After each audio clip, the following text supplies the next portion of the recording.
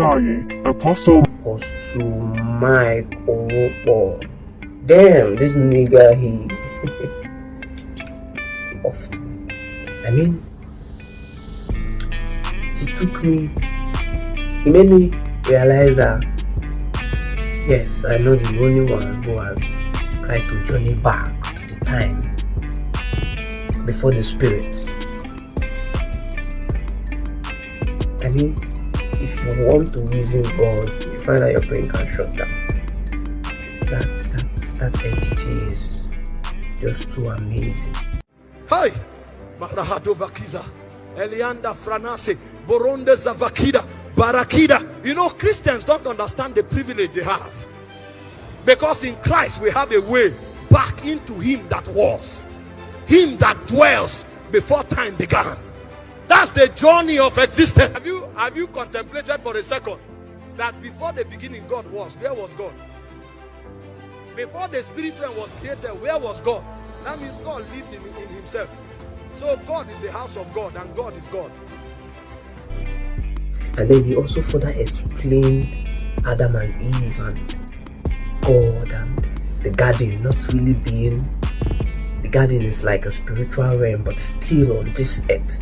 It's just like Adam and Eve were in the spiritual realm of this earth before they were pushed into the wall. You know, Adam did not understand the significance of this journey that he was enjoying in Eden. Adam came to a point where he thought the value of life was in things. So he began to appreciate apples. He didn't know that when God opens up His oracles, everything that will ever be is contained there. So he began to look at things and he began to admire things. And suddenly the serpent came into the garden and he recognized the serpent. The garden was still there, but he had lost reality. Because it was not about the garden, it was about his intercourse with God. And the first thing that happened to him was that he was cast out of the garden. He no longer had the opportunity to look upon God. He no longer had the privilege to interact with God. He no longer had the powers to control and to regulate the garden because he had violated. In the fact that information and knowledge, and God was trying to use His knowledge to teach us. That was what He wanted to do with Adam and Eve. But then darkness came with His own knowledge to interpret the information. He helped show me how much power I have got. I told him, there is another way apart from the way of God.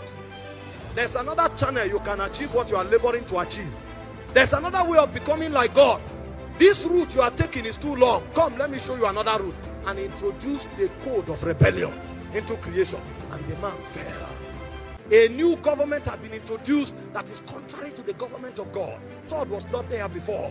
But all of a sudden a sword appeared because the journey into God had been stopped.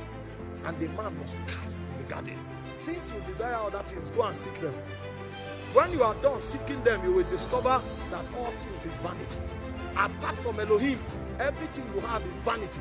Meanwhile, man will never understand this. And it's all amazing because I was able to tap into the spiritual. I was able to understand the information. And the spiritual realm is the knowledge. I was able to tap into the knowledge.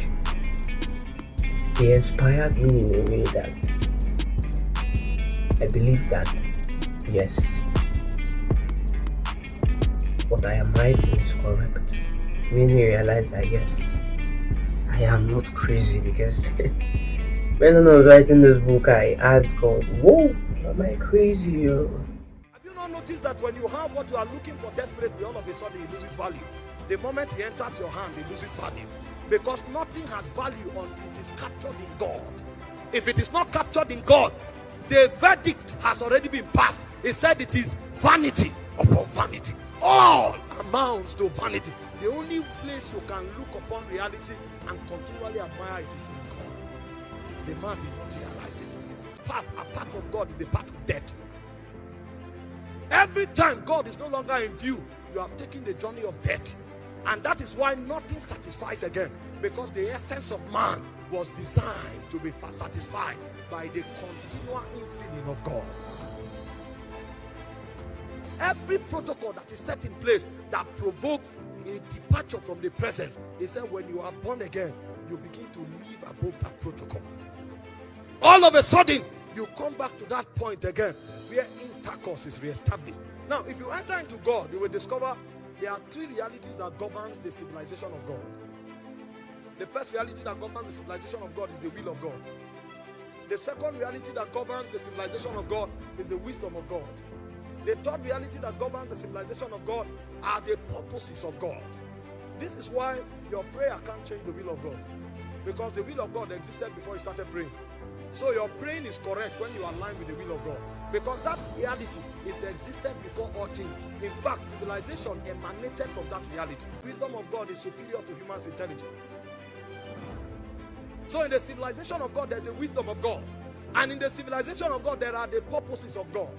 So your life will not count until you live according to that divine purpose that necessitated your creation. Orokpo keeps and kept me believing. And I wouldn't have known I was special if God hadn't shown to me. Boy, fine. I never really believed God could talk to someone. I believed it, but like I said, I never really experienced it. So at a point in my life, that was all I wanted. I wanted a confirmation from God if the direction I was heading was the right one. And then she told me something. She told me about gifts that I never saw as gifts until I talked to her. And then she used the word, only if she was multi-talented like I was. Among other couple things she told me, that alone made me realize that yes, I was being spoken to. And then it was still the same she that, she was writing a novel. I guess she's a writer. She was writing a novel, a story or something. I told her I had something better. I decided to write.